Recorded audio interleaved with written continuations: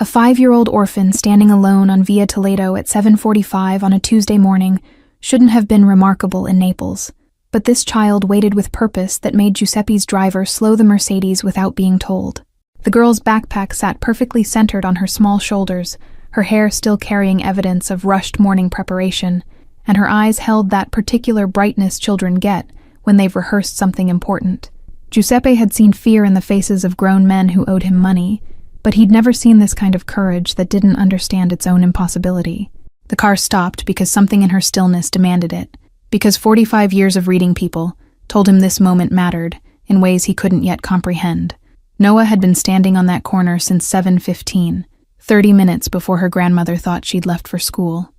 Her shoelaces tied in uneven loops that would come undone by lunchtime. She'd chosen this spot because she'd watched Giuseppe's car pass here every Tuesday and Thursday for 6 weeks, ever since the idea had formed in her mind like a flower pushing through concrete. The other children at Scuola Elementare Antonio Gramsci had been talking about the father-daughter dance for 2 months, their excitement building like a wave that would crash over everyone except the ones standing on shore alone. She'd tried not to listen during those conversations, tried to make herself small enough to disappear from notice, but every poster in the hallway reminded her of the empty space. Giuseppe stepped from the Mercedes wearing a coat that cost more than most families in Quartieri Spagnoli earned in 3 months, his presence commanding the street in ways that had nothing to do with clothing. He'd been running this territory since his own father's funeral 18 years ago, inheriting an empire built on respect and fear in measures that shifted. The neighborhood treated him like a force of nature, something to acknowledge and accommodate, but never directly confront, which made the sight of a child walking straight toward him genuinely surprising. His bodyguard moved to intercept, but Giuseppe raised one hand, curiosity overriding protocol for reasons he couldn't have explained in any language. The distance between them closed in seconds that felt slower, Noah's small legs covering ground with determination that came from knowing she only had one chance. She'd practiced her words in the bathroom mirror that morning, then again while walking to this corner, but now facing the man himself, her carefully prepared speech tangled. Up close he seemed even taller than he did from her grandmother's window, his face carrying lines that spoke of decisions she couldn't understand, and his eyes held something that made her remember her father before the accident. She swallowed once, then again, and felt her grandmother's words echo in her mind about courage being doing the scared thing. "Signor Giuseppe," she said with a voice that barely carried over the morning traffic but held steady despite everything. "I'm Noah, and I need to ask you something very important about the dance at school."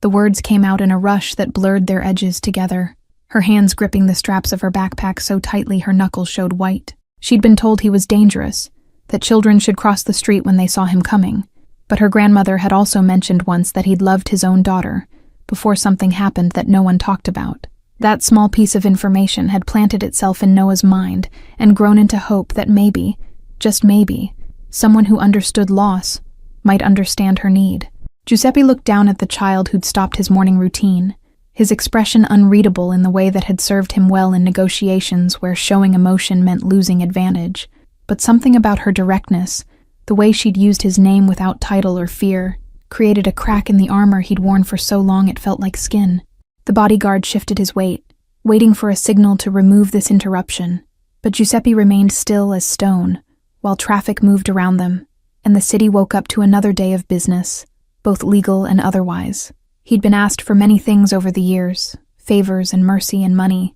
always by adults who understood the transactional nature of his world. "There's a father-daughter dance at my school on Friday night," Noah continued with the kind of honesty that only children possess before the world teaches them to hide their needs. "And I don't have a father anymore because of the accident last year with the truck." Her voice didn't break on the word accident, though her grip on the backpack straps tightened until the fabric creased under the pressure of small fingers. Giuseppe's driver had turned off the engine without being told, understanding somehow that they wouldn't be moving for a while, that whatever was happening on this street corner required time to unfold. Morning light caught the dust particles floating between the man and the child, creating an atmosphere that felt separate from the bustling city around them, as if this conversation existed in a pocket of space where normal rules didn't apply. "Would you be my dad for the dance?" Noah asked, with the final thread of courage she'd been saving for this exact moment. "Just for one night so I can dance like the other girls, and not sit alone watching." The question hung in the air between them,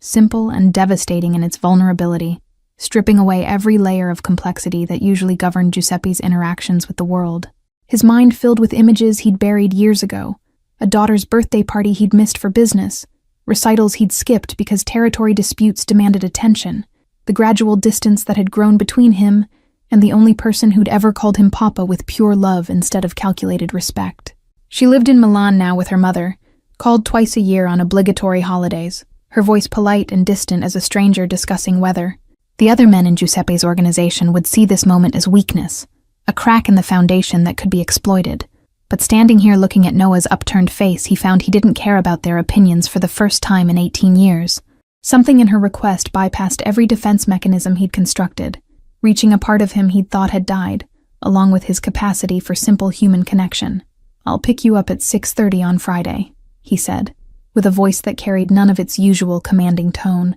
just the quiet certainty of a promise being made to someone who desperately needed promises kept. "Give me your address and make sure your grandmother knows I'm coming so she doesn't worry about strange men in expensive cars appearing at her door." Noah's hand trembled as she pulled a crumpled piece of paper from her backpack pocket, the address written in her grandmother's shaky handwriting with extra careful letters that spoke of failing eyesight compensated by determination. She'd prepared this detail the night before, knowing that if she got this far, she'd need to provide information quickly before the moment dissolved like sugar in rain. The paper exchanged hands, Giuseppe's fingers careful not to crush the delicate offering. His bodyguard's face betrayed shock that would become legendary in the retelling, the moment when their boss agreed to escort an orphan to a school dance instead of attending to the 16 urgent matters waiting at the office. Giuseppe folded the address into his inner coat pocket, where he kept only things that mattered, next to his mother's rosary and the single photograph of his daughter from before everything changed. The gesture wasn't lost on Noah, who'd learned to read the small signals adults gave when they meant what they said. "Thank you," she whispered, with eyes that suddenly brimmed with tears she'd been holding back since leaving her grandmother's apartment, since weeks of watching other children with their fathers, since the night her parents died, and left her in a world that felt too big and too cold. She didn't wipe the tears away, didn't apologize for them, just let them fall while maintaining eye contact in a way that forced Giuseppe to witness the impact of his choice, rather than allowing him the comfort of emotional distance. Giuseppe nodded once, the kind of gesture that sealed deals worth millions in back rooms, where handshakes meant more than contracts, then returned to his car without another word, because he'd already given more of himself in 3 minutes than he had in 3 years. The Mercedes pulled away from the curb, leaving Noah standing on Via Toledo with her backpack and her crumpled paper and a promise from the most powerful man in Quartieri Spagnoli that he would be her father for one night. The morning suddenly felt different to her.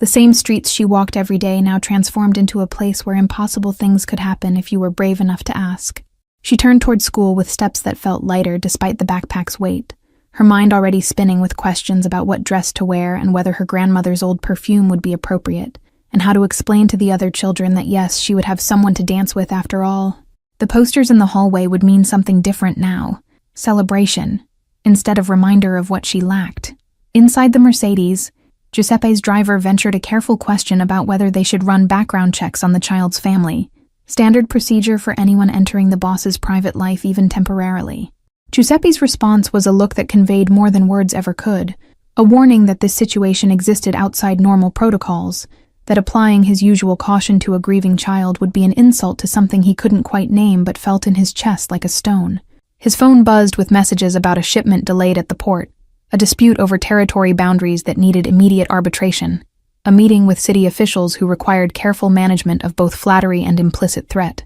Giuseppe ignored all of it, his mind occupied instead with logistics he hadn't considered in decades, like what one wears to a school dance and whether 5-year-olds expect their fathers to know how to waltz, or if swaying in place would suffice. The bodyguard made a call to his wife, asking in hushed tones about children's events and appropriate behavior for father figures, his confusion evident in every word, because their boss had spent 18 years avoiding anything that reminded him of family. She suggested flowers for the child, maybe a corsage like the ones teenagers wore to proms, but that felt too formal for a 5-year-old who still tied her shoes in uneven loops and carried a backpack decorated with cartoon characters. Back at Noah's school, she slipped into her classroom 3 minutes late, earning a gentle reminder from her teacher about punctuality that barely registered because her heart was still racing from the encounter. She took her seat next to the window where she could see Via Toledo in the distance, the spot where her life had just changed in ways she couldn't fully comprehend, but felt deeply in the way children understand important things before they have words for them. Her classmate Maria leaned over to whisper about the dance, asking again if Noah had anyone to take her, or if she'd be sitting with the teachers like the other children without fathers.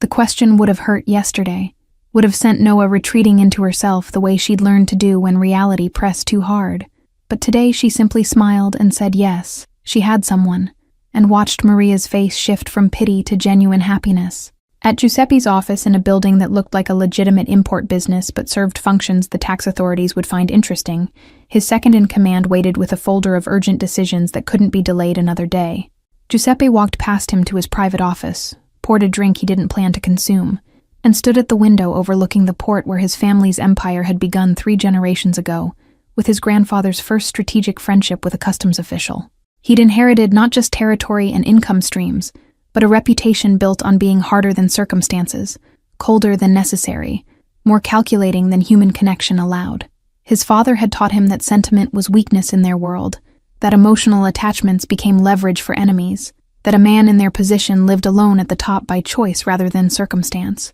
Those lessons had served him well until this morning, when a child with uneven shoelaces had somehow bypassed 18 years of careful emotional architecture with one simple request. The drink sat untouched on his desk, while Giuseppe considered calling his daughter in Milan, trying to bridge a gap that had grown from months into years of polite distance. His hand reached for the phone 3 times, and retreated 3 times, because he didn't know what he'd say after hello, didn't know how to explain that he'd agreed to be a father to a stranger's child for one night, when he'd failed so completely at being a father to his own. His second-in-command finally knocked, entered without waiting for permission the way trusted lieutenants could, and asked if everything was all right, because the port situation really did require immediate attention. Giuseppe turned from the window with the expression that had ended arguments and lives in equal measure, but his voice when he spoke carried something his associate had never heard before, a thread of something almost like vulnerability woven through the usual command.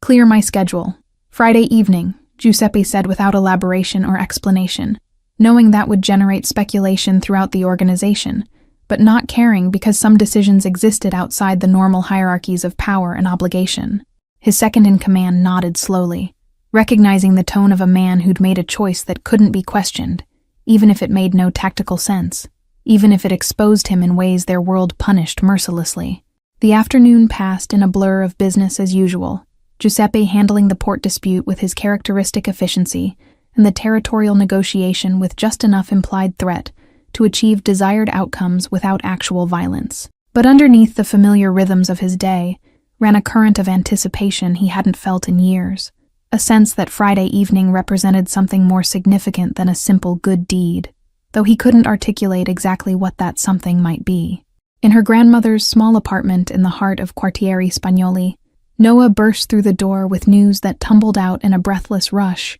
while her grandmother sat at the kitchen table sorting her diabetes medication into daily containers with hands that shook from the effort. The old woman's face cycled through disbelief, concern, and finally a smile that cracked through the worry lines she'd worn since the accident that took her son and daughter-in-law and left her responsible for a child when she could barely manage herself. "You asked the Giuseppe," her grandmother repeated slowly as if saying the words might make them less impossible, "the man that even the police step carefully around. And he said yes to taking my granddaughter to a school dance." She laughed then, a sound that held both joy and something like wonder, because in all her 73 years, she'd never heard of the neighborhood's most feared figure doing something so tenderly ordinary as attending a children's event. Wednesday morning arrived with Giuseppe doing something he hadn't done in 18 years, calling a boutique that specialized in children's formal wear and asking questions that revealed his complete ignorance of what 5-year-old girls wore to dances. The shop owner recognized his voice immediately,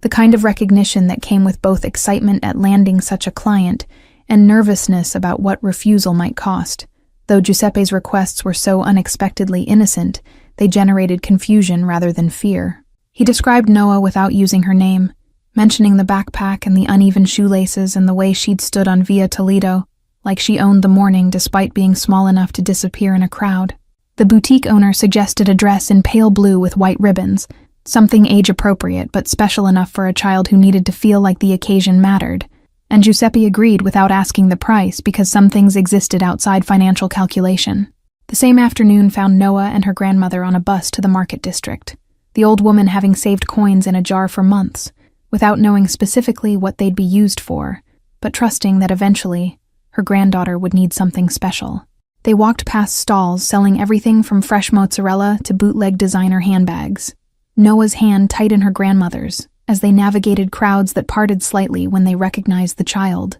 Everyone in the neighborhood knew had lost everything in one terrible moment. The dress shop they finally entered was modest compared to the boutique Giuseppe had called, but the owner greeted them with warmth that had nothing to do with potential profit, and everything to do with knowing this child's story, the way everyone in Quartiere Spagnoli knew everyone else's business. She brought out 3 dresses in Noah's size, each one carefully selected to make a little girl feel beautiful, without the price tag that would insult her grandmother's carefully saved coins. Noah chose white with small flowers embroidered along the hem, not because it was the fanciest option, but because her mother had worn flowers in her hair on special occasions, and the connection felt important even if she couldn't explain why. Her grandmother nodded approval, paid with bills and coins that represented skipped meals and extra hours of careful budgeting, and carried the wrapped dress home like it contained something more precious than fabric and thread. Giuseppe's preparation involved different logistics, a haircut from the barber who'd been trimming the family's hair for 3 generations, and questions about appropriate behavior at children's events that made the old man laugh until tears ran down his weathered face. No one had ever seen their neighborhood's most powerful figure genuinely uncertain about anything, but here, he sat, asking if he should bring flowers, and what kind of shoes worked for dancing with someone who barely reached his waist when standing on tiptoes. Thursday evening, Giuseppe found himself in his closet considering suits that cost more than wedding gowns, trying to determine which would seem least intimidating to a 5-year-old and her elderly grandmother when he appeared at their door. He settled on charcoal gray instead of his usual black, no tie because formality had limits even in his world, and shoes that were expensive but not ostentatiously so, the kind of choices that revealed how much this evening mattered, despite his attempts to treat it as just another obligation. His daughter called that night, the first non-holiday contact in 8 months, her voice carrying across the line from Milan, with the careful neutrality of someone who'd learned that emotional investment in her father led only to disappointment. Giuseppe almost told her about Friday's plan, almost tried to explain that he was attempting to be for a stranger what he'd failed to be for her, but the words wouldn't form because how do you apologize for years of absence in a 3-minute phone call that felt like a business transaction? They talked instead about surface things, her job at the design firm and his health and the weather in their respective cities, a conversation that could have happened between polite acquaintances rather than father and daughter. When she hung up, Giuseppe sat in his study with his untouched drink and the dress box from the boutique sitting on his desk like evidence of some crime he couldn't name, wondering if doing right by one child could somehow atone for failing another. Noah spent Thursday night practicing dance steps in her grandmother's tiny living room, the old woman humming melodies from her own childhood, while her granddaughter twirled and stumbled and laughed in ways she hadn't since before the accident. The white dress hung on the closet door where Noah could see it from her mattress on the floor, a constant reminder that tomorrow would bring something she'd stopped believing possible, that loneliness had an expiration date, even if just for one evening. Her grandmother braided her hair before bed, fingers working slowly through tangles with patience, born from love rather than obligation, telling stories about Noah's father at that same age, and how he'd been brave like her, willing to ask for what he needed instead of suffering in silence. The stories hurt and healed simultaneously, keeping memory alive while allowing new moments to exist alongside grief rather than being consumed by it completely. Friday morning arrived with sunshine that felt personal, as if Naples itself had decided this day required perfect weather for a dance that meant everything to one small girl, and something undefined but significant to a man who'd forgotten how to care about anything beyond power and territory. Giuseppe woke earlier than necessary, his body betraying nervousness he hadn't experienced since his first meeting with the old bosses, who'd decided whether to accept him as his father's successor or eliminate him as a threat. He showered longer than usual, shaved twice to ensure no rough stubble would scratch a child's hand during a dance, and dressed with the kind of care usually reserved for meetings where first impressions determined whether negotiations would end in agreement or violence. The corsage he'd ordered sat in his refrigerator next to expensive wine and leftover pasta, white roses small enough for a 5-year-old's wrist, chosen after consulting 3 different florists who'd each expressed confusion about his requirements. At school, Noah's teacher noticed her distraction, the way her eyes kept drifting to the clock as if she could force time to move faster through sheer willpower, and chose not to reprimand because sometimes children needed to dream about happy endings even during lessons about mathematics and grammar. Her classmates had stopped asking if she had someone for the dance, having accepted her earlier confirmation without fully believing it, because hope often requires seeing to become real. The final bell rang at 3 o'clock, releasing students into an afternoon that stretched before Noah, like a vast ocean she had to cross before reaching the shore of 6:30, when Giuseppe's Mercedes would appear at her building. She walked home slowly despite her eagerness, savoring the anticipation because she'd learned that good things were rare enough to deserve the full experience of waiting for them to arrive. Her grandmother had cleaned their small apartment until every surface gleamed, not because Giuseppe would judge them, but because pride demanded showing that poverty didn't mean lacking dignity, that their home might be humble, but it was cared for with the same attention other people gave to mansions. The white dress hung ready, shoes polished until they reflected light, and the old woman's own best outfit laid out for an occasion she wouldn't miss, even if her failing health made leaving the apartment increasingly difficult. Giuseppe left his office at 5:30, an hour earlier than the 6:30 pickup time, because he wanted to drive through Quartieri Spagnoli slowly enough to remember what these streets had been like before he'd become the man people feared, when he'd been just another kid playing soccer against crumbling walls and dreaming of futures that didn't involve choosing between family loyalty and the law. The neighborhoods looked different through the lens of this evening's mission, less like territory to control, and more like community that existed beyond his influence. He parked 3 buildings away from Noah's address at 6:25, giving himself 5 minutes to observe the building and calm the unfamiliar flutter in his chest that felt uncomfortably like anxiety, like the stakes of this evening somehow exceeded any business deal or territorial negotiation he'd ever conducted.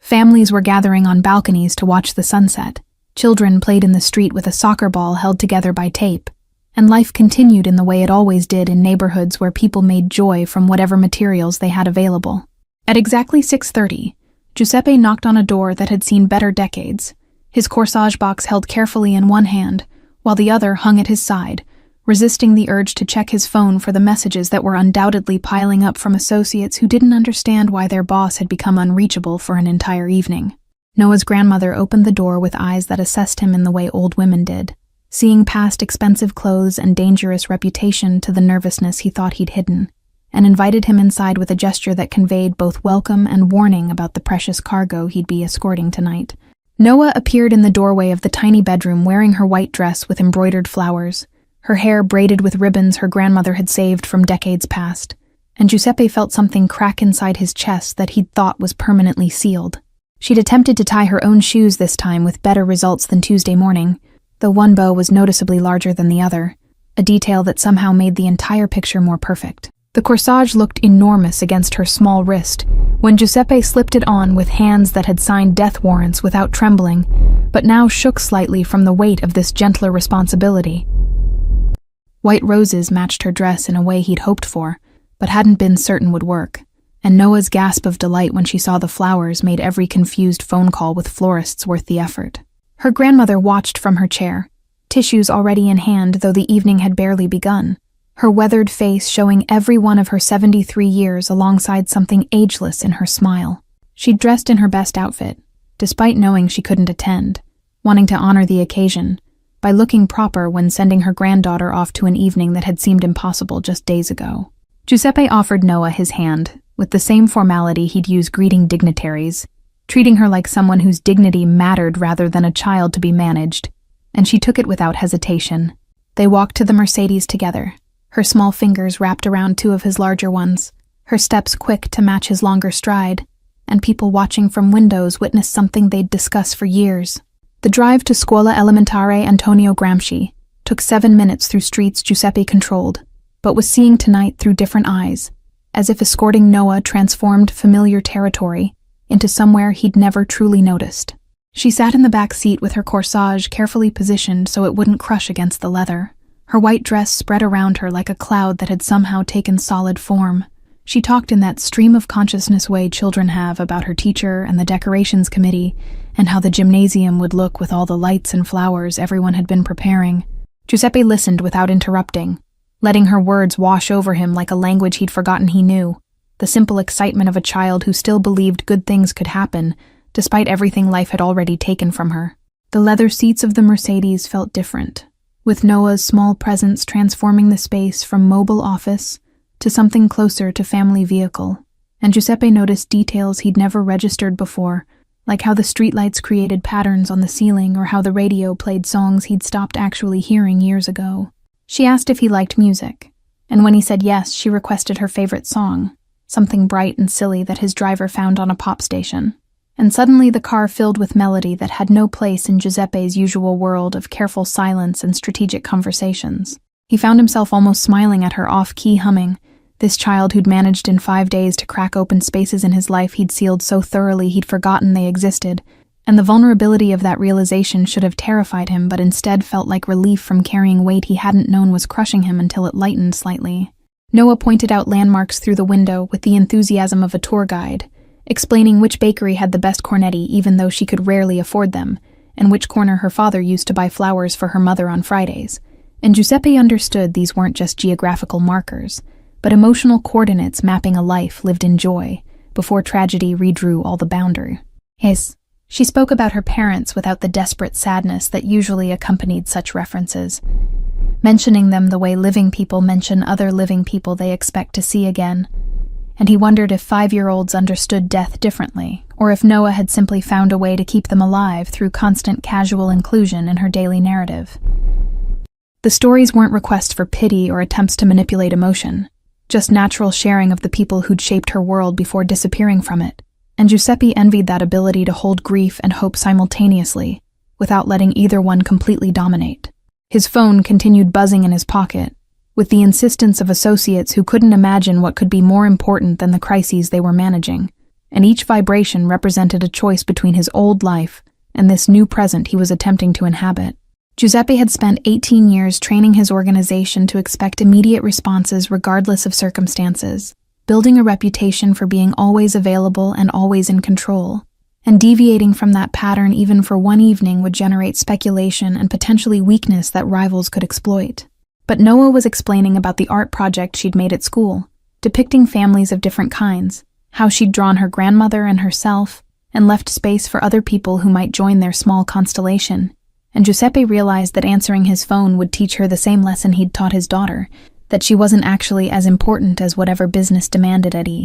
Enchen. The Mercedes slowed as they approached the school, and Noah's chatter quieted into something more subdued, nervous energy replacing her earlier enthusiasm, as the reality of walking into that gymnasium with everyone watching became more immediate than abstract. She asked Giuseppe if he thought people would stare, and he answered honestly that yes, they probably would because this situation was unusual, but that sometimes being stared at meant people were witnessing something brave rather than something wrong, and her job was just to enjoy the evening regardless of how many eyes were watching. She nodded with a seriousness that seemed too heavy for her small frame, then took a deep breath that her whole body participated in, shoulders rising and falling with the effort of gathering courage. And Giuseppe recognized that gesture because he'd made similar preparations before entering rooms, where his life might depend on projecting confidence he didn't entirely feel. His phone buzzed 3 times with messages he ignored, choosing instead to focus on Noah's reflection in the rearview mirror as she practiced sitting up straight the way her grandmother had instructed. The driver knew better than to comment on the unusual passenger or the unprecedented destination, keeping his eyes forward while his boss underwent a transformation he couldn't name, but recognized as significant. They passed the church where Noah's parents' funeral had been held 13 months ago, and Giuseppe saw her go quiet for exactly 7 seconds before resuming her chatter with forced brightness. He understood that particular kind of courage, the decision to push through grief rather than let it consume the moment, and silently acknowledged her strength in the way one survivor recognizes another. The school came into view with its modest facade, lit by strings of lights someone had hung with more enthusiasm than expertise, creating an atmosphere of celebration that transcended the building's usual institutional plainness. Other Mercedes were arriving too, but Giuseppe's was the only one that made parents instinctively gather their children closer, while simultaneously craning to see who would emerge from the vehicle everyone in Quartieri Spagnoli recognized. Giuseppe's driver opened Noah's door with the same respect he'd show any VIP, and she stepped out into the evening with her hand reaching automatically for Giuseppe's, trusting that he'd be there to steady her descent. The moment her shoes touched pavement, conversations around them didn't stop exactly but shifted in quality, voices dropping to whispers that carried more weight than shouting ever could. Teachers standing at the entrance froze mid-greeting, their welcoming smiles becoming fixed as they processed the impossible sight of their neighborhood's most feared figure, escorting little Noah, whose desk sat in the third row by the window. Principal Russo came forward with a professionalism that barely masked her shock, greeting them both with words that came out slightly too formal, slightly too careful, as if one wrong syllable might shatter whatever spell had brought this pairing into existence. Noah seemed oblivious to the attention, or perhaps she'd simply decided that tonight she deserved to feel normal regardless of who accompanied her, and she tugged Giuseppe toward the gymnasium entrance with the confidence of a child who finally belonged. He followed her lead, this man who commanded rooms full of dangerous men with a look, allowing himself to be guided by someone who weighed less than 50 pounds and whose biggest concern was whether they'd play the song she'd been practicing to. Inside the gymnasium, decorations hung from every available surface in a riot of color that spoke to parent volunteers' determination to create magic on a limited budget, streamers and balloons and handmade banners celebrating fathers and daughters. Giuseppe took in the scene with the same careful attention he'd give any new territory, noting exits and sightlines and potential threats, before remembering that tonight, the only thing he needed to protect was one small girl's joy. Other father-daughter pairs turned to stare with varying degrees of subtlety, some fathers recognizing Giuseppe and instinctively moving their children to the opposite side of the gymnasium, others simply curious about why this elegant stranger was attracting such intense attention. Noah's classmate Maria broke free from her father's hand and ran over, squealing with delight about Noah's dress and corsage, her genuine happiness at seeing her friend included creating the first crack in the wall of tension surrounding their arrival. The music started before they'd fully entered, a cheerful pop song that had been popular during Giuseppe's own daughter's childhood, and Noah's face lit up with recognition and anticipation that made her look even younger than her 5 years. She looked up at Giuseppe with a question in her eyes, asking without words if they could join the other pairs already moving to the music, and he nodded despite having no idea how to dance to such a song. They moved to the floor together, Noah's hand in his and her other hand reaching up to rest on his arm, since his waist was too high for her to reach comfortably, and Giuseppe bent slightly to accommodate. The first steps were awkward, his movements stiff from decades of not dancing, and her movements enthusiastic but uncoordinated, yet somehow they found a rhythm that worked for them, even if it matched nothing the music suggested. The gymnasium's temperature had risen noticeably from the combined body heat of dozens of dancing pairs, and the inadequate ventilation system that belonged to a building constructed decades before air conditioning became standard, and Giuseppe felt sweat beginning to form at his collar in a way that would normally irritate him, but tonight simply registered as proof of physical presence. Noah seemed unbothered by the warmth, her energy apparently endless as she bounced and spun with enthusiasm that suggested she could dance for hours more if the music continued. And Giuseppe envied that capacity children had to throw themselves completely into moments without reserving energy for whatever might come next. Other fathers were visibly tiring, some sneaking glances at watches or the clock on the gymnasium wall, calculating how much longer until this obligation ended and they could return to their normal Friday evening routines. But Giuseppe discovered he wasn't counting minutes or anticipating conclusion, just existing in this strange, suspended present, where nothing beyond this dance floor mattered. Principal Russo watched from her position near the sound system with an expression that cycled between disbelief and something approaching hope, perhaps recognizing that if the neighborhood's most feared figure could show up authentically for one vulnerable child, then maybe other impossible transformations were possible too. She'd been teaching in Quartieri Spagnoli for 23 years, long enough to develop protective cynicism about human nature and realistic expectations about how much one school could actually change in students' lives when they returned each afternoon to circumstances that undermined every lesson about kindness and possibility. But tonight, she was witnessing something that challenged her careful pessimism, a moment where power chose gentleness and isolation chose connection, and she found herself hoping it would ripple outward beyond this gymnasium in ways that might prove her cynicism had been premature surrender rather than wisdom. The refreshment table had been gradually depleted throughout the evening by children who treated cookies and punch as primary motivation for attending, and volunteers rushed to replenish supplies while trying not to obviously stare at Giuseppe, who represented everything these parent volunteers usually feared about their neighborhood. They'd discussed among themselves before the dance whether his attendance was security risk or unprecedented opportunity, whether they should feel grateful for his presence or terrified by what it might mean, and consensus had been impossible, because Giuseppe existed in that complicated space where threat and protection were often indistinguishable, depending on whose perspective you occupied. But watching him now, carefully guiding Noah through steps she barely knew, while his face showed concentration usually reserved for life-or-death negotiations, the volunteers found their theoretical concerns dissolving into recognition that whatever else he was, tonight he was simply another adult trying not to disappoint a child who trusted him. Maria's mother leaned toward her husband and whispered something that made him nod thoughtfully, both of them watching Giuseppe and Noah with expressions that suggested they were recalibrating assumptions they'd held for years about who deserved grace and who deserved judgment. Their daughter had come home from school multiple times that week, talking about how Noah finally had someone for the dance, how excited she was that her friend wouldn't be left out, and the parents had privately worried about what it meant that a mafia boss was the solution to a child's loneliness,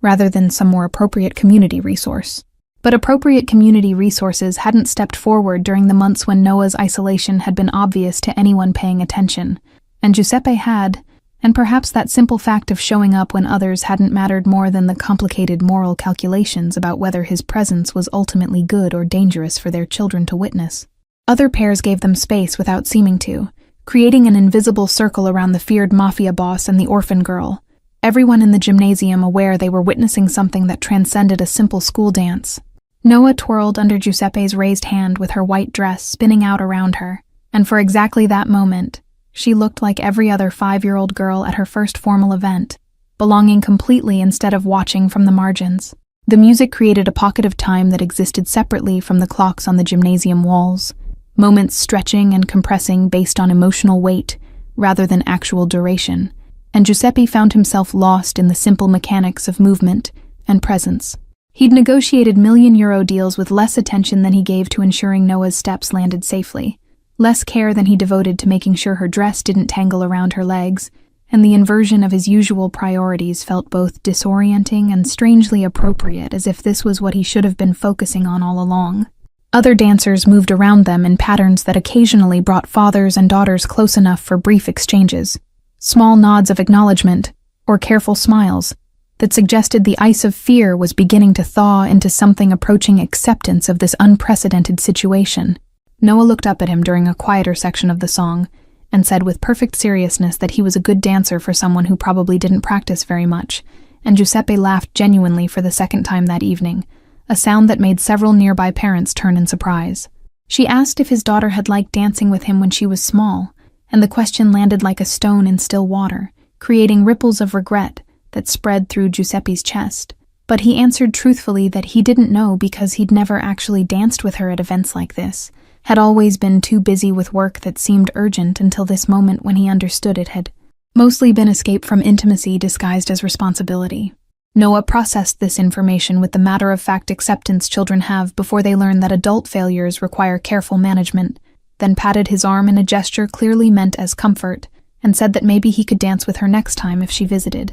as if Giuseppe's broken relationship with his daughter was a simple problem solved through future planning rather than years of accumulated damage. The song transitioned into something faster, and several fathers took the opportunity to rest, leading their daughters to the refreshment table, or simply standing at the edge of the dance floor to recover their breath and dignity. Giuseppe considered joining the exodus, but Noah's grip on his hand tightened with a silent plea to continue, and he understood that for her, each song represented precious time that had been unimaginable days ago, and would end too soon, regardless of how many dances they shared. So they stayed on the floor through the upbeat chaos while other pairs rotated in and out, and Giuseppe discovered that moving without grace or technique didn't actually matter, when the point was simply to be present for someone who needed presence more than perfection. Maria's father approached during a brief pause between songs, and introduced himself formally as Domenico, extending his hand in a gesture that acknowledged Giuseppe's status,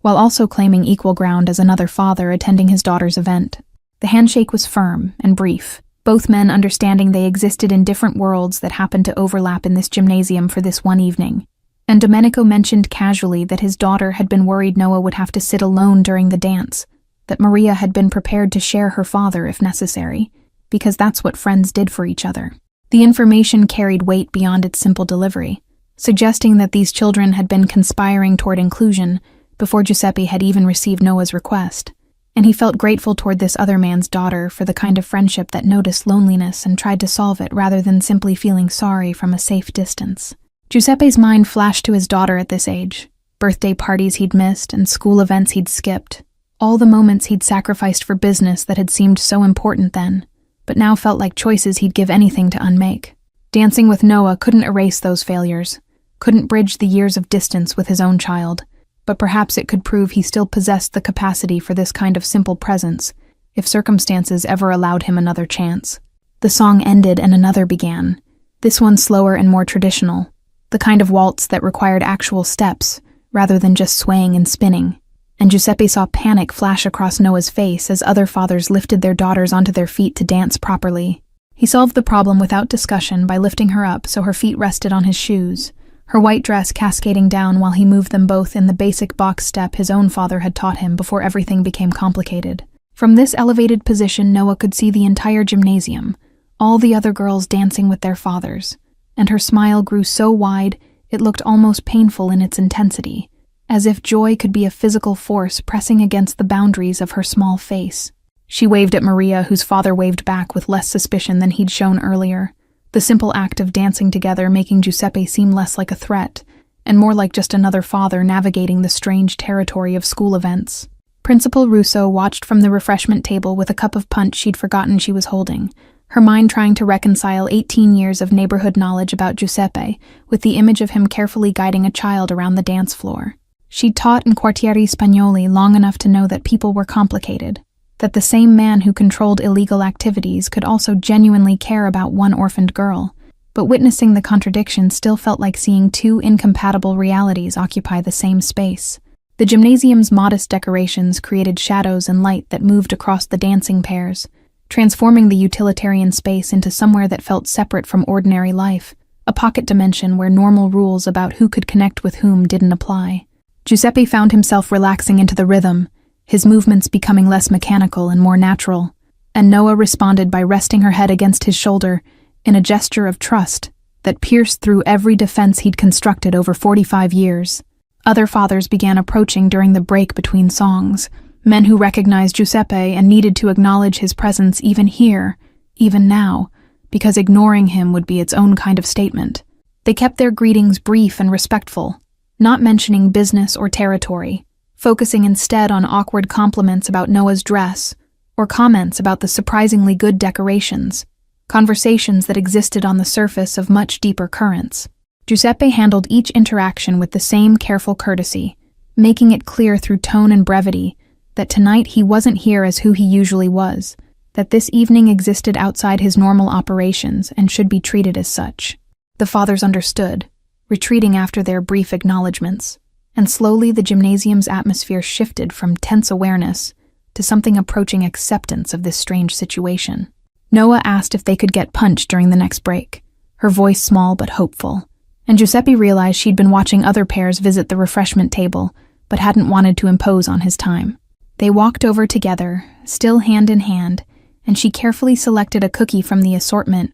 while he poured 2 cups of punch that tasted like artificial fruit and childhood memories he'd thought were completely buried. A mother approached with her daughter, one of Noah's classmates, and congratulated them both on how beautiful they looked dancing, her voice carrying genuine warmth that had nothing to do with fear or calculation. She asked Noah about her dress, and listened to the answer with real attention, treating this moment as simply what it appeared to be, rather than the complicated intersection of circumstances that had actually brought it into existence. Giuseppe watched Noah interact with her classmate and the other girl's mother, seeing her relax into social interaction in a way that suggested this kind of normal inclusion was rare enough to be precious, and he understood suddenly what his presence here actually meant. It wasn't just about giving her one night of dancing, it was about proving she deserved to be here the same as everyone else, that her orphan status didn't automatically exclude her from the experiences other children took for granted. The music shifted again to something upbeat and chaotic,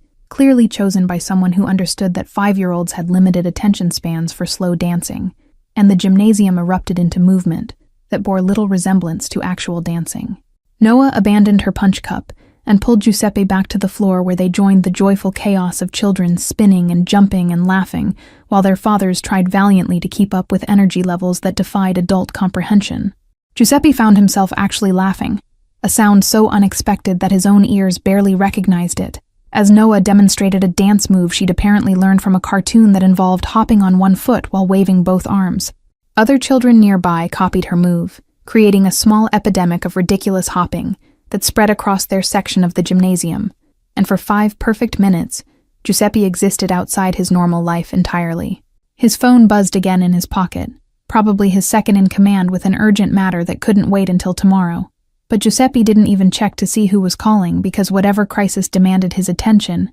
simply couldn't be more important than this moment. The decision felt revolutionary, choosing presence over power, choosing this child's joy over his empire's immediate needs, and he suspected there would be consequences for such neglect, but discovered he genuinely didn't care. Maria's father caught Giuseppe's eye across the dancing crowd and nodded with something like respect, perhaps recognizing the effort it took to show up this fully for a child who wasn't biologically his, or perhaps simply acknowledging that they were both fathers trying their best in a complicated world. Giuseppe nodded back, the gesture brief but carrying weight, a moment of understanding between men who likely had nothing else in common beyond loving children who needed them. The teacher in charge of music announced that the next song would be the last dance of the evening, specifically designated for fathers and daughters to share something special, and Noah's hand tightened in Giuseppe's, as if she was afraid this magical evening might end before she was ready. He squeezed back gently, a silent promise that he'd stay until the very last note, that he wouldn't disappear before this gift was completely given. The final song began, something slow and sweet that he didn't recognize but that seemed designed specifically to make parents cry, and Giuseppe lifted Noah onto his shoes again for one last waltz around the gymnasium floor. She was heavier now than she'd been at the beginning of the evening, or perhaps he was just more aware of her weight, the physical reality of this small person who'd somehow become temporarily his, to protect and celebrate. They moved in slow circles while other pairs did the same, the gymnasium full of fathers and daughters in various configurations of family, and Giuseppe thought about all the definitions of father he'd encountered throughout his life. There was biological father, which he'd been, and apparently failed at given his daughter's distance. And there was the father role that had nothing to do with blood, but everything to do with showing up when needed. Noah whispered thank you again, her breath warm against his shoulder where her head rested, and Giuseppe felt tears threaten for the first time in 18 years, since his own father's funeral when he'd cried alone in the bathroom, before emerging to accept condolences and command. He blinked them back through sheer force of will, refusing to break down in a gymnasium full of witnesses, but the emotion itself remained, sitting heavy in his chest like something both painful and necessary. The song ended, the lights came up slightly, and Principal Russo thanked everyone for coming while reminding them to drive safely home, her voice carrying the gentle exhaustion of someone who'd spent 3 hours managing an event that had exceeded expectations. Parents began gathering belongings and tired children, the gymnasium slowly emptying of the magic that had filled it for one evening, reality reasserting itself as it always did when special occasions ended. Giuseppe and Noah were among the last to leave, her because she wanted to savor every remaining second of belonging, and him because he understood that impulse better than he would have predicted. They walked to the Mercedes through a parking lot now mostly empty, her hand still in his, and her corsage slightly wilted but still beautiful, her white dress showing signs of the evening's activities,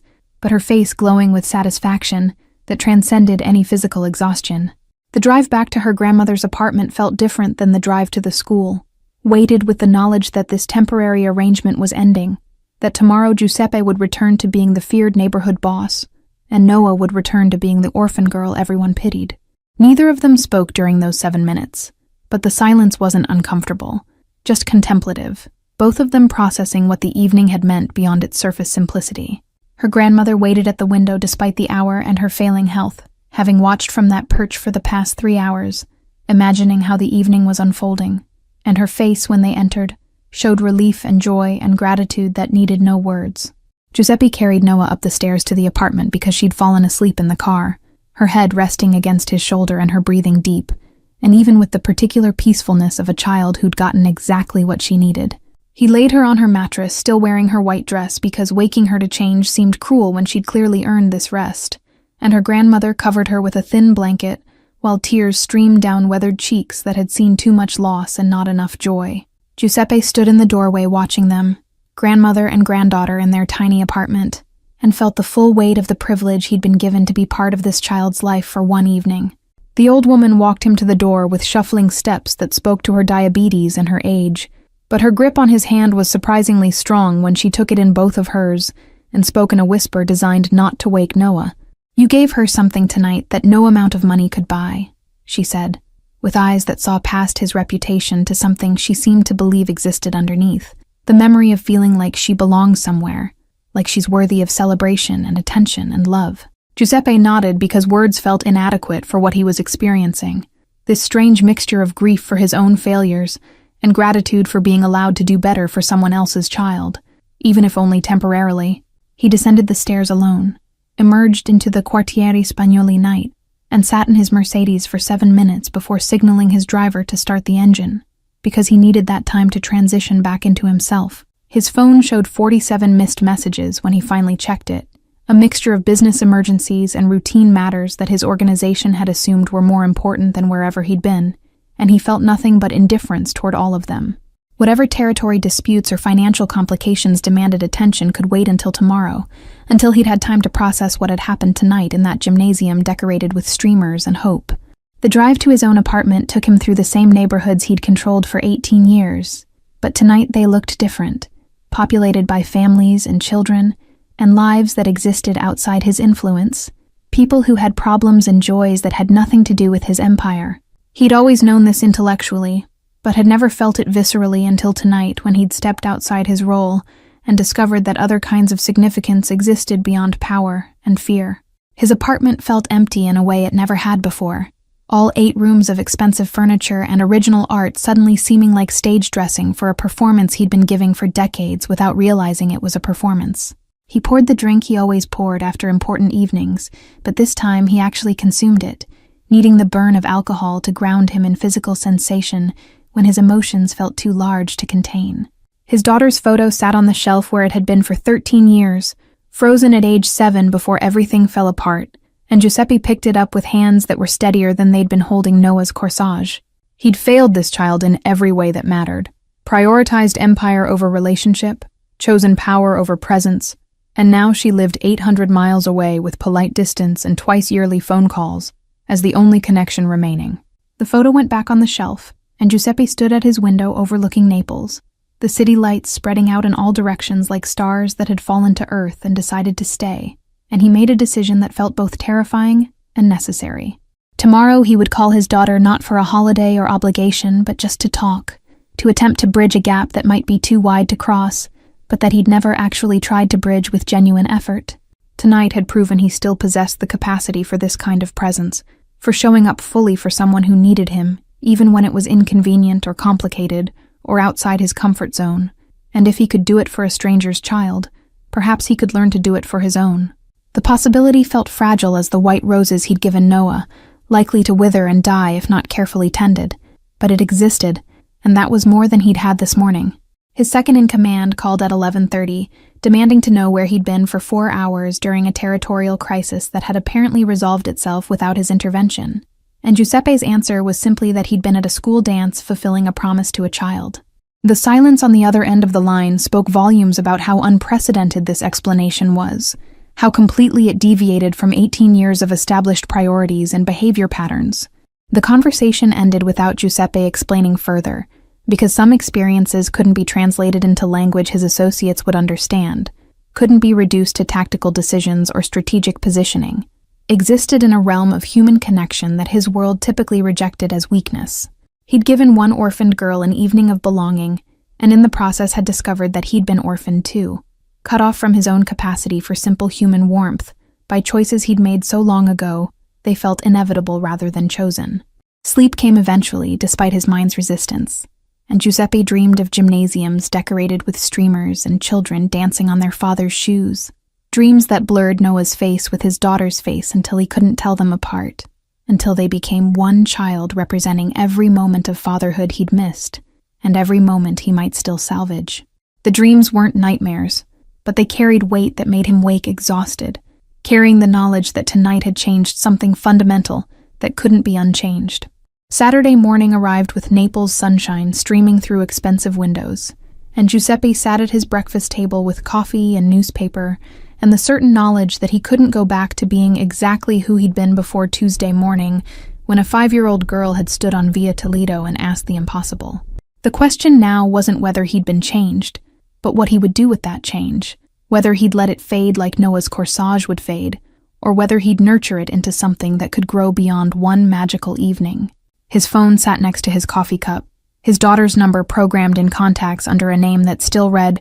Papa's Girl despite 13 years of evidence to the contrary, and Giuseppe stared at it while his coffee grew cold. The call he needed to make terrified him more than any business negotiation or territorial confrontation ever had, because the stakes were infinitely higher, because this was about trying to recover something precious he'd broken, rather than destroying something that threatened him. At her grandmother's apartment across the neighborhood, Noah woke still wearing her white dress with the corsage wilted on her nightstand, and a memory that would sustain her through difficulties yet to come, proof that sometimes the world could be kind in unexpected ways, that loneliness had endings even when they seemed impossible. She didn't know that across Quartieri Spagnoli, a feared mafia boss was gathering courage to call his estranged daughter. Didn't know that her simple request had created ripples that would extend far beyond one evening. But perhaps someday someone would tell her that courage is contagious, and hers had infected someone who desperately needed it.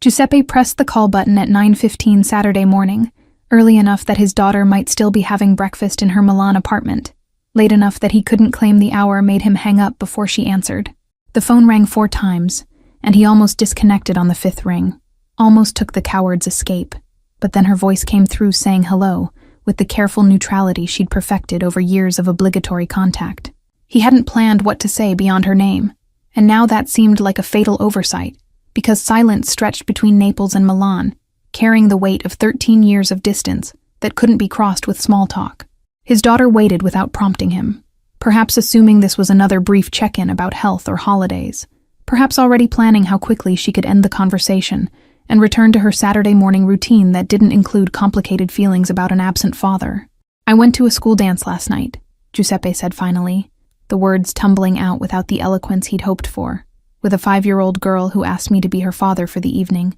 because hers died, and she didn't want to sit alone watching other children dance." The statement landed in the silence like a stone thrown into still water, creating ripples he could almost hear across the 800 miles separating them. His daughter's breath caught audibly, a small sound that betrayed surprise breaking through her careful composure, and when she spoke again, her voice carried a different quality than it had moments before. "You went to a children's dance," she repeated slowly, as if testing whether the words made sense in that order. "You being the man who missed every single one of mine because business always came first. And you showed up for a complete stranger's child when you couldn't show up for your own." The accusation hurt precisely because it was accurate, because Giuseppe had no defense against the truth of his failures, and he let the words hit him without deflecting or making excuses the way he might have before Friday night. "You're right," he said with a simplicity that felt revolutionary, given his lifetime of avoiding direct accountability. "I failed you completely, and I can't undo any of those missed moments.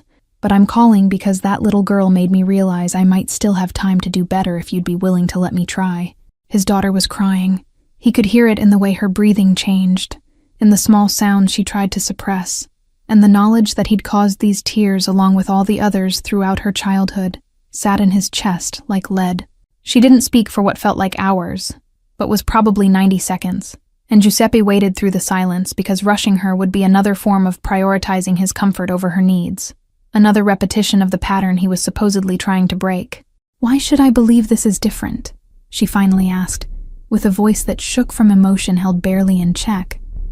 "Why should I think one school dance with someone else's child means you've suddenly figured out how to be present, when 18 years of your own child wasn't enough motivation to change?" The question was fair and devastating, and Giuseppe had no answer that would satisfy, because she was right to doubt, right to protect herself from another round of disappointment and broken promises. "I don't know if it is different," he admitted with the kind of honesty he'd rarely practiced even in his own mind. "I only know that for 4 hours last night, I remembered what it felt like to show up for someone who needed me, and it made me realize how many times I didn't show up for you when you needed me more than this stranger's child ever could. Maybe that's not enough reason for you to give me another chance. Maybe the gap is too wide to bridge now, but I needed to call and tell you I finally understand what I threw away." His daughter's crying intensified briefly, then quieted into the kind of deep breathing people do when trying to regain control, and Giuseppe waited through this too, letting her take whatever time she needed to process what he'd said. Outside his window, Naples continued its Saturday morning routines,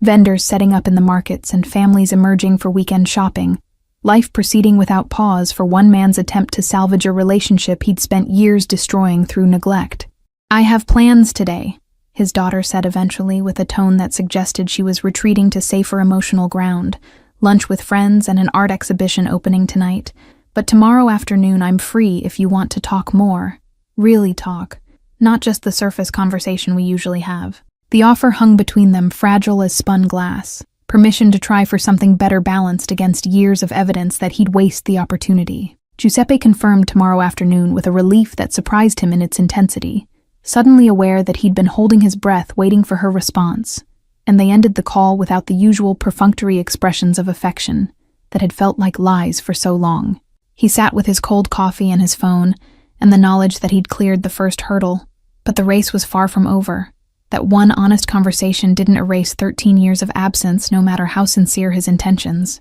Across Quartieri Spagnoli in her grandmother's apartment, Noah woke for the second time that morning and carefully removed her white dress, hanging it in the closet where she could see it every day, and remember that magic sometimes happened to girls who were brave enough to ask. Her grandmother made breakfast with shaking hands and a smile that hadn't faded since last night, talking about the dance as if it had been a wedding or graduation, an event significant enough to become part of family mythology for whatever years remained to them. The wilted corsage sat in a glass of water on the kitchen table, white roses trying valiantly to revive though their time was clearly ending, and Noah touched the petals gently while eating her breakfast. She didn't know that Giuseppe was at that exact moment trying to repair his relationship with his own daughter, didn't know that her courage on Tuesday morning had created consequences beyond her ability to imagine, but she felt different in ways she couldn't articulate even to herself. Her grandmother asked if she wanted to visit the park that afternoon, a rare offer given the old woman's health challenges,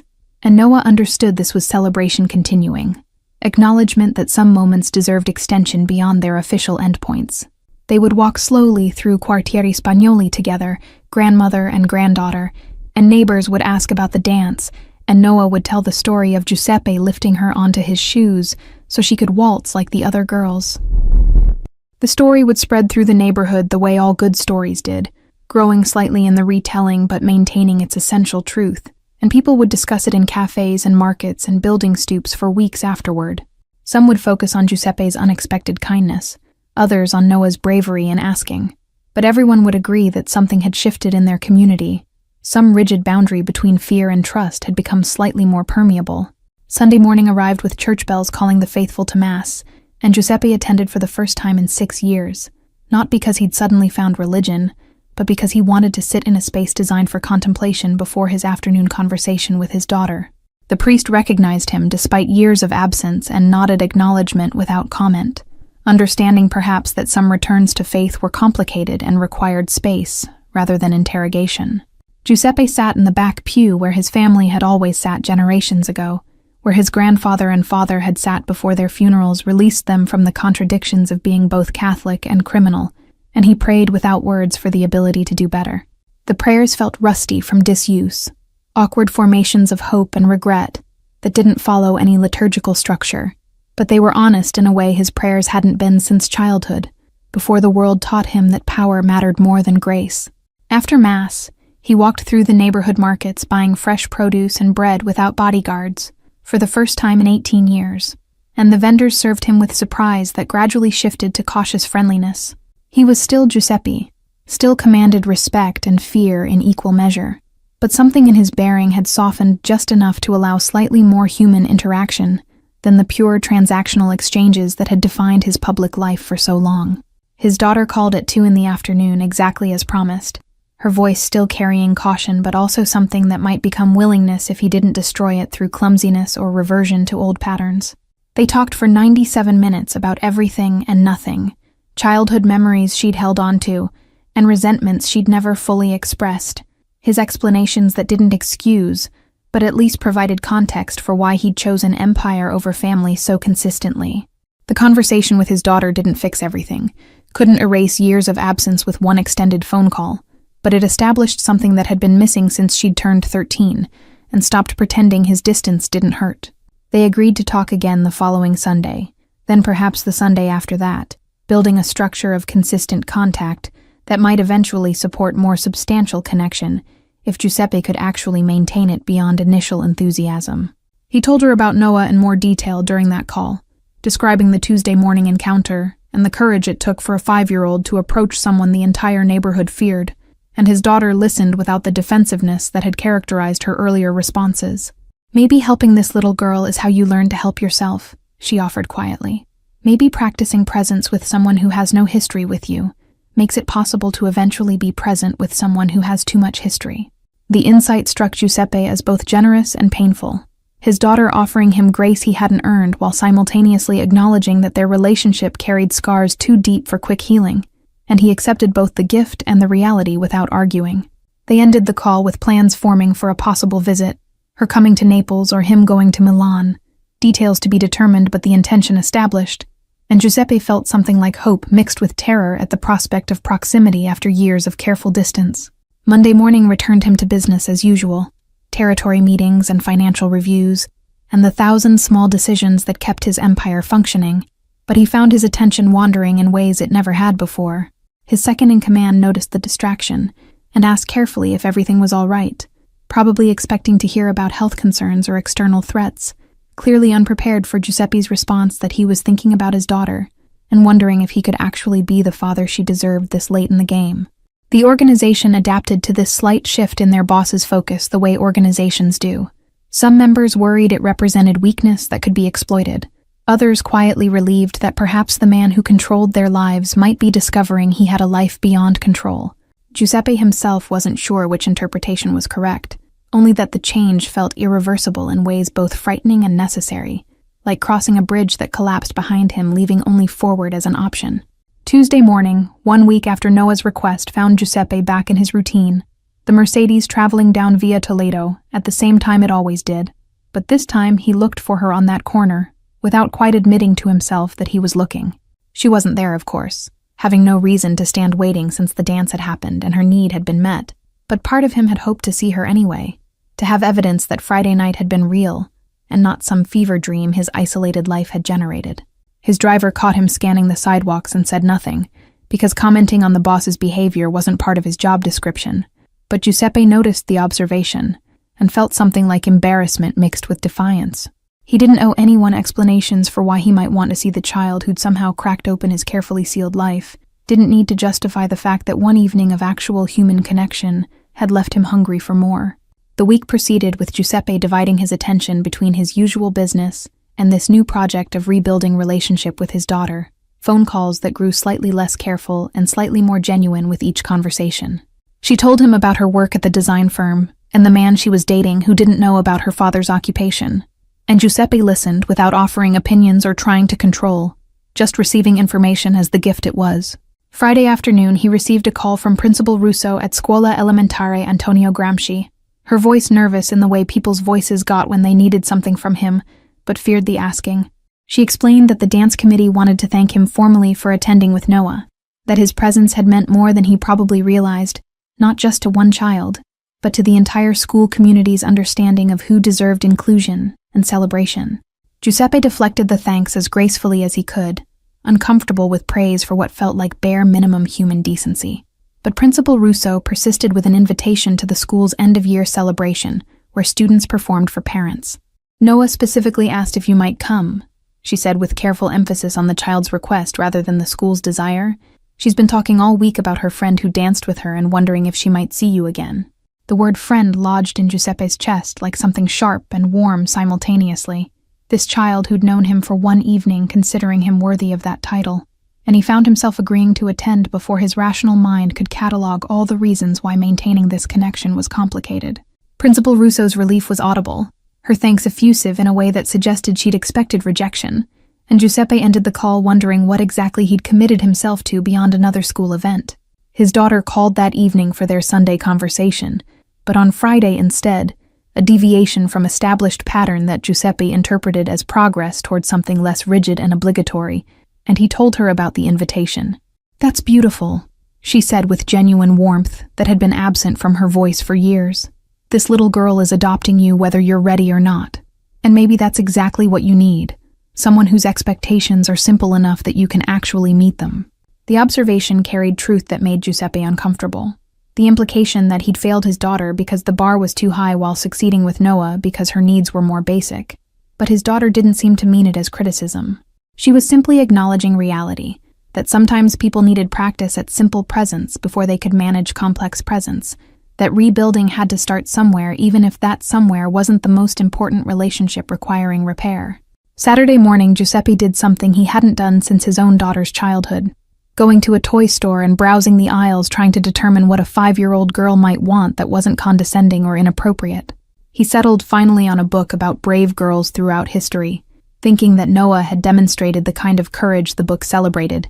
and had it wrapped with more care than he'd given to any business gift in memory. The weekend passed in this strange new rhythm of normal business interspersed with moments of connection, calls with his daughter that were growing more substantial, and thoughts of Noah that interrupted his usual single-minded focus on empire maintenance. His associates noticed without commenting directly, their awareness showing in subtle shifts in how they approached him, slightly less afraid and slightly more human, as if his own emerging humanity gave them permission for the same. Monday brought news that a rival organization was testing boundaries in a neighborhood Giuseppe had controlled for a decade, the kind of challenge that would normally demand immediate and overwhelming response to maintain respect. But instead of the usual calculated violence, Giuseppe chose a meeting, a negotiation, a solution that didn't require anyone to bleed, and the decision surprised everyone, including himself, because he was operating from a different calculus than pure power dynamics. The negotiation succeeded through combination of Giuseppe's reputation and his unexpected willingness to find accommodation rather than crush opposition, and afterward his second-in-command asked directly what had changed. Giuseppe's answer was simple and inadequate, that he'd been reminded lately that force wasn't the only form of strength, that sometimes presence mattered more than dominance, and his lieutenant nodded slowly, as if this cryptic response made more sense than it should. Wednesday evening arrived with the school's end-of-year celebration scheduled for 6 o'clock, and Giuseppe prepared with the same careful attention he'd given to the dance, choosing clothes that were nice but not intimidating, arriving slightly early but not so early as to seem overeager. The school gymnasium was decorated again, but this time with student artwork and handmade banners celebrating the academic year, a different atmosphere than the father-daughter dance but carrying similar weight of community gathering and childhood celebration. Noah saw him enter, and her face transformed into pure joy, that unguarded happiness children show before they learn to moderate their emotional displays, and she ran across the gymnasium in her school uniform to grab his hand. She introduced him to her teacher with pride that seemed disconnected from any understanding of who he actually was, just presenting him as her friend Giuseppe, who danced with her at the special event, and the teacher greeted him with warmth that suggested she'd heard this story multiple times. The performance was predictably chaotic, 5- and 6-year-olds singing slightly off-key and forgetting their places in choreographed movements. But Giuseppe watched with the same attention he'd give important business presentations, because Noah was in the third row, gesturing enthusiastically. His daughter had texted him earlier asking him to take a video if possible, wanting to see what had captured her father's attention so completely, and he recorded the entire performance with hands steadier than they'd been signing contracts worth millions. Afterward, Noah brought him to meet her grandmother, who'd made the difficult journey to school despite her health challenges, and the old woman embraced Giuseppe with strength that belied her frail appearance. "You've given her something precious," she whispered in his ear while Noah was distracted showing her classmate the book Giuseppe had brought, the knowledge that she's worth showing up for, and that's a gift that will carry her through whatever difficulties life brings next. Giuseppe left the school celebration with Noah's artwork carefully rolled in his hand, a crayon drawing of 2 figures dancing that she'd made specifically for him to remember their evening together, and he understood that he was being incorporated into this child's life in ways that required reciprocal commitment. He couldn't be the adult who showed up twice, then disappeared, couldn't give her hope of consistent connection, then withdraw into his usual isolation, and the responsibility felt heavier than any business obligation he'd ever carried. His daughter called that night wanting to hear about the performance, and Giuseppe described it with detail that surprised them both, His ability to recall specific moments from a children's show evidence of attention he'd rarely given anything outside his empire. She asked to see the video, and he sent it immediately, then waited while she watched, hearing her quiet laughter through the phone at the children's enthusiastic imprecision, and something in that shared moment felt like progress toward the relationship they'd both lost years ago. "I'm thinking of coming to Naples next month," his daughter said with studied casualness that didn't quite hide the significance of the offer. "Maybe staying for a long weekend if you'd have time to actually spend together. Not just dinner between your business meetings, but actual time where you're present." The proposal terrified and thrilled Giuseppe in equal measure. The prospect of extended proximity after years of careful distance,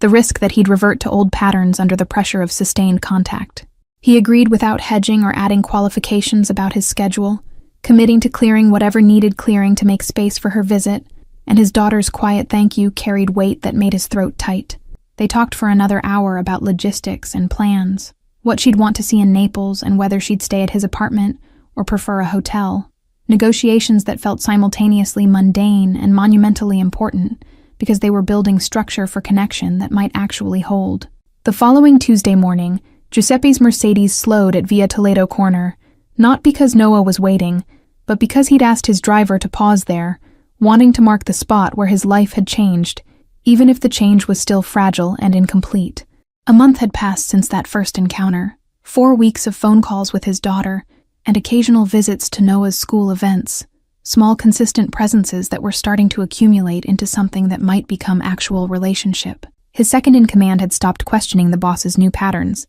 accepting that Giuseppe was somehow managing to maintain his empire while also attending children's performances and having lengthy phone conversations with his daughter in Milan. The organization adapted because it had to, finding that their leader's slight softening didn't actually diminish his effectiveness and might even improve certain negotiations where empathy served better than pure intimidation. Noah's grandmother's health had declined slightly over the month, her diabetes requiring more careful management, and her eyesight continuing to fail despite new glasses. And Giuseppe had quietly arranged for better medical care, without making it obvious enough to insult her dignity. The old woman knew, of course. No one moved through Quartieri Spagnoli without people noticing. But she accepted the help with grace that suggested she understood he needed to give it as much as she needed to receive it. The spring semester ended with another school celebration, and Giuseppe attended alongside parents who were growing accustomed to his presence. Conversations with other fathers, becoming slightly less awkward as they found common ground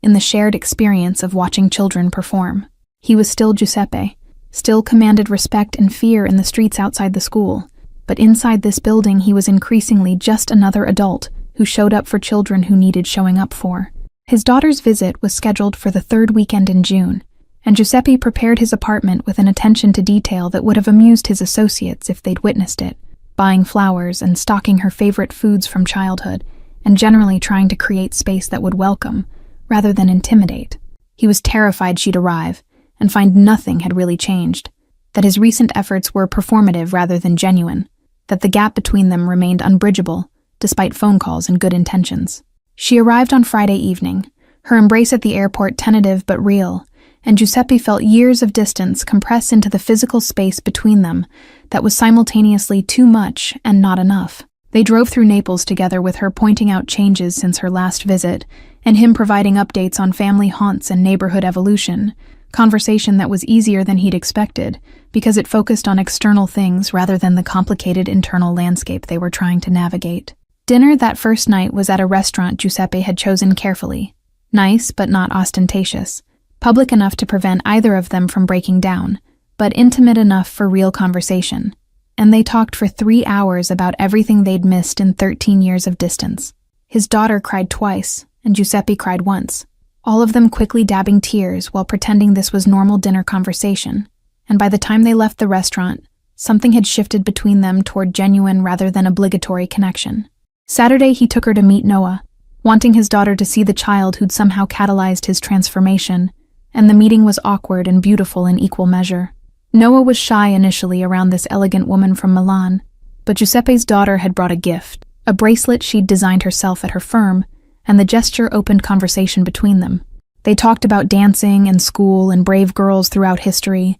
and Giuseppe watched the two most important females in his life connect over shared experience of loving someone who was learning to love better. His daughter pulled him aside while Noah was showing her grandmother the bracelet and said quietly that she could see why this child had gotten through his defenses, that there was something about her direct honesty that made pretense impossible, and maybe that's what he'd needed all along. Giuseppe nodded, unable to articulate that Noah had reminded him what his daughter had been like before he'd taught her through absence, that caring too much meant getting hurt too often, and that memory had finally given him motivation to try doing better. Sunday morning, they attended Mass together, Giuseppe and his daughter sitting in his family's pew, the way they had when she was small, and the familiar ritual in unfamiliar company created bridge between past and present that felt both painful and healing. Afterward, they walked through markets where Giuseppe had walked the previous month, vendors greeting him with slightly more warmth now that he appeared with family, evidence that even feared men could have daughters who loved them enough to visit. The weekend ended with genuine sadness at parting rather than relief at separation, his daughter's embrace at the airport lasting longer than the arrival embrace, her promise to call on Tuesday rather than waiting for Sunday feeling significant. She thanked him for the visit and for trying, and Giuseppe thanked her for giving him another chance despite every reason not to, and they separated with understanding that this was beginning rather than ending, that difficult work still lay ahead, but they were both committed to doing it. Monday morning, Giuseppe returned to his usual business routines, but they felt different now, infused with awareness that his empire wasn't the totality of his life, that he had daughter in Milan, and small friend in Quartieri Spagnoli, and relationships that required tending regardless of territorial disputes or financial opportunities. His second-in-command noticed the shift and asked if the visit had gone well, and Giuseppe's smile was answer enough, the kind of genuine happiness that had been absent from his face so long people had forgotten he possessed the capacity. Noah's end-of-year report card arrived with marks that were good but not exceptional, the kind of academic performance that suggested a child who was learning despite carrying grief that would have crushed many adults. And Giuseppe felt proud in ways that surprised him. Her teacher had added a note mentioning that Noah had shown remarkable growth in confidence and social engagement since the father-daughter dance, that having someone reliable show up for her had created foundation for taking risks in other areas of life. The note made Giuseppe think about reliability and showing up and all the ways he'd failed those basic requirements with his own daughter, but also about the possibility of doing better going forward, of being the person who could be counted on, rather than the person who consistently disappointed. It wasn't redemption exactly. Nothing could redeem years of absence and neglect, but it was perhaps the beginning of living differently than he had for the previous 2 decades. Summer arrived in Naples with heat that drove everyone to seek shade and gelato, and Giuseppe found himself incorporating regular visits to Noah and her grandmother into his weekly schedule the same way he scheduled business meetings and territory reviews.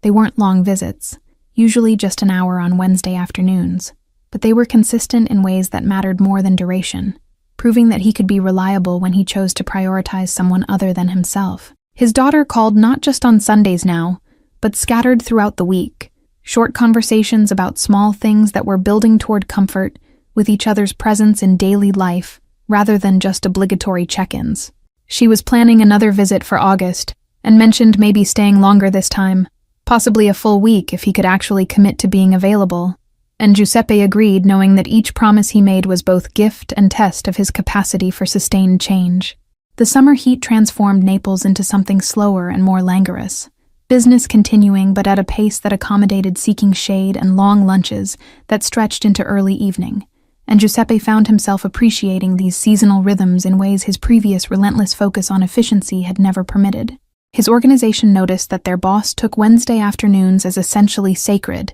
unavailable for meetings or crisis management during the hours he spent with Noah and her grandmother, and the pattern became so established that people stopped even trying to schedule around it. Some associates grumbled privately about his shifting priorities, but others recognized that Giuseppe remained as effective as ever in matters that actually required his attention, just more selective about what qualified as genuinely urgent versus what people had labeled urgent, because they'd grown accustomed to his constant availability. The neighborhood where Noah lived began treating Giuseppe differently as summer progressed, not with less fear exactly, but with a kind of complicated respect that acknowledged he could be dangerous and kind simultaneously, that human beings contained multitudes that didn't resolve into simple categories. Vendors in the market greeted him by name and asked after the little girl everyone knew had somehow claimed him, and Giuseppe found himself engaged in conversations about children and family that would have been unthinkable 6 months earlier. when his public persona permitted no softness that could be interpreted as weakness. He understood he was being absorbed into the community in a way that was separate from his role as feared power broker, that his Wednesday visits and school attendance had created an identity that coexisted with his reputation rather than replacing it, and the duality felt sustainable in ways purely performing one role or the other never had. The man who'd been approached by a 5-year-old orphan on a Tuesday morning in spring found himself by summer transformed in ways both subtle and profound, still dangerous when necessary, but also capable of tenderness he'd thought was permanently buried with his father. He wasn't redeemed, and he wasn't reformed entirely, still ran his empire with efficiency that required moral compromises, but he was present for two people who needed him in ways that made everything else feel slightly less important than it had before. Noah's grandmother told him one Wednesday afternoon that he'd given her granddaughter something money couldn't buy, the knowledge that she was worth showing up for, and Giuseppe understood she was talking about more than just the dance. Every Wednesday visit, every school event he attended, every small consistent presence was telling this child that her life mattered to someone beyond her failing grandmother, that she had value independent of her orphan status, and that knowledge would carry her through whatever difficulties adolescence and adulthood brought. The story that had begun with impossible request on a street corner became neighborhood legend, retold in cafes and markets with slight variations but essential truth intact, about the day the feared mafia boss's heart broke open for a child brave enough to ask for what she needed. People debated what it meant about Giuseppe's character, whether kindness to one orphan balanced cruelty in business, whether any amount of good deeds could redeem a life built on morally questionable foundations. But these philosophical questions mattered less than the practical reality that two people had found connection when they'd both been drowning in different forms of loneliness. Giuseppe himself stopped trying to analyze what it all meant, stopped questioning whether his motivations were pure or whether he deserved credit for basic human decency, and simply committed to showing up for the people who needed him to show up. He'd missed 18 years with his daughter, and he'd never get those back, but he had today, and tomorrow, and however many days remained if he could avoid reverting to old patterns of prioritizing empire over relationship. Thank you all for following this story. If it touched your heart, write in the comments where you're watching from, and don't forget to like, subscribe, and share this video. Your support means everything, and helps me continue bringing you these moments of unexpected kindness, because sometimes the bravest thing we can do is ask for what we need, and sometimes the most powerful thing we can do is simply show up when someone asks.